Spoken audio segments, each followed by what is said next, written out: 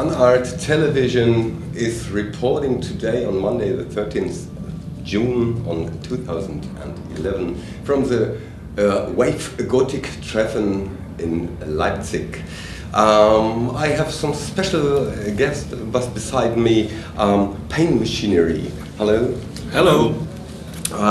I've got some questions. Yesterday you've played live on Parkbühne at the WGT Leipzig. How do you feel today?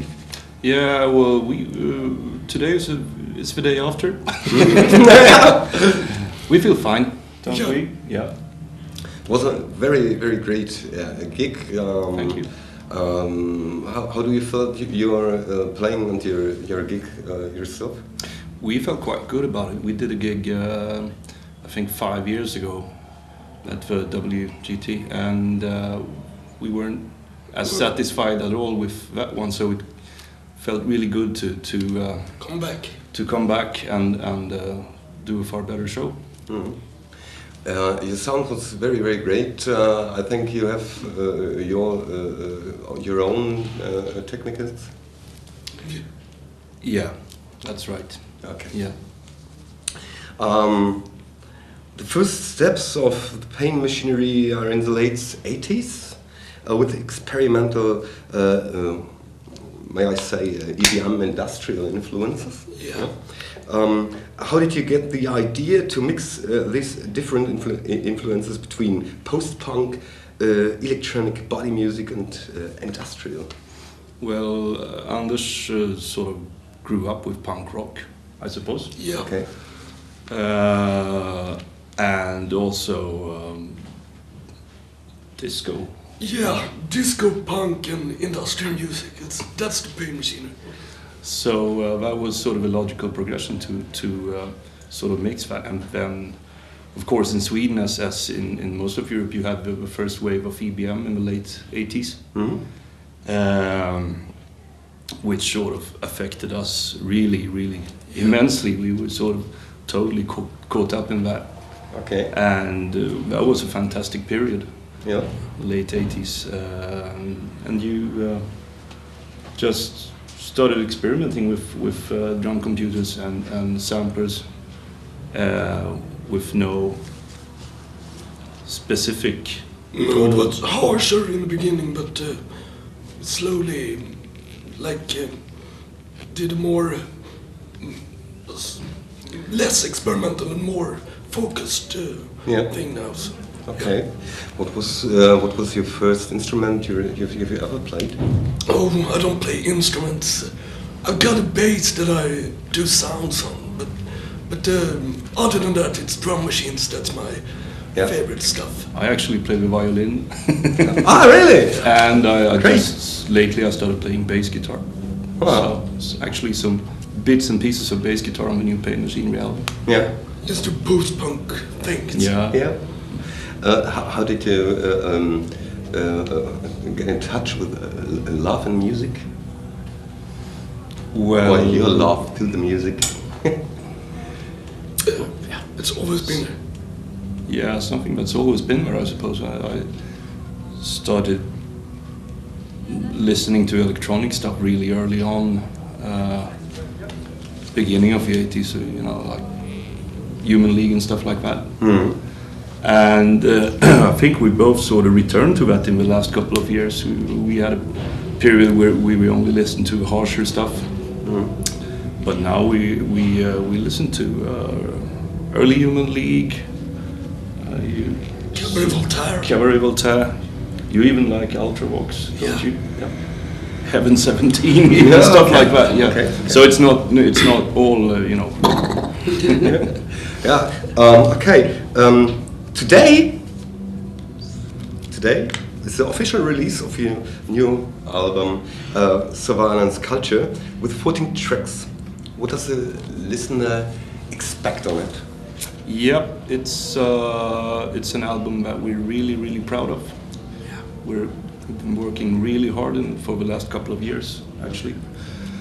And it's we see it as a sort of progression in the sense that it's probably more song-based the vocals are different to what they were before. Yeah. Higher in the mix. Yeah, they're more upfront in the mix and more, I suppose, melodic. It's not soft, you know, but we try to make the tracks as catchy as possible, just to see what could be done. Yeah. And I feel we're really satisfied with the result, and hope that the audience will like it too, of course. But good response so far. So. Yeah. So it's I guess you could say it's a more minimal sound. Yeah. Okay. It's not overloaded with samples and distortion. We're really proud of the older albums too, but we didn't feel the need to repeat that once again. Yeah. So we felt it was time to take it in a different direction. Yeah. And that turned out quite good. And we're really anxious to continue with brand new paint machinery stuff right now. So. Yeah. Okay. Another kind of art with your music. Okay. Thanks. Internet. Is it a bless or a curse? Mostly a bless, I think. But sometimes we miss the mystic of old times when you had to track down the albums and you didn't know about the band, so I sort of miss that sometimes. But there's this sort of information saturation, you know. It was quite cool not knowing who this strange band was and what they had released or where they came from. You know, you took several years to find out. Okay. There's, it's the sort of mystique that was there. It's mostly gone now, I suppose. But you got people like maybe House of Afna, who sort of maintain that to a certain degree. That's cool. Okay. Sort of this mystical shadow personality. What is planned in future or next?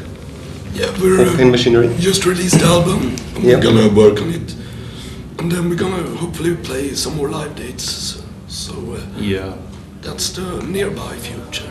Yeah. And then we started working on new stuff. So it's, got a couple of side projects lined up too with friends.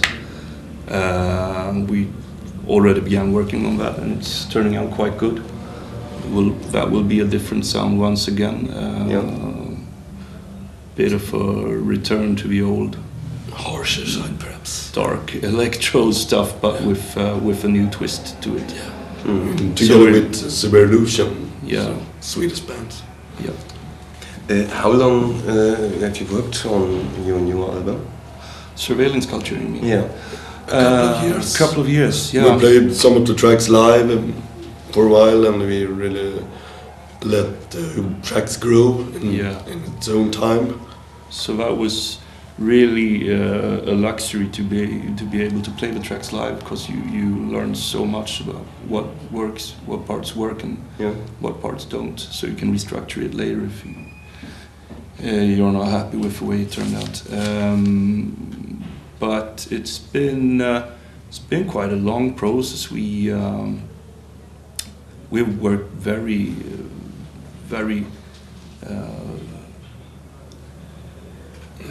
intensely on it in short bursts, and then we took time off because we both had some other issues to take care of in the last couple of years, and you have to tend to that too.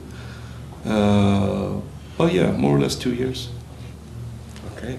So the next one won't take as long, I think. No, we're ready. Yep. Armed and ready. That's great. I would like to say thank you for your time and for this very fine interview.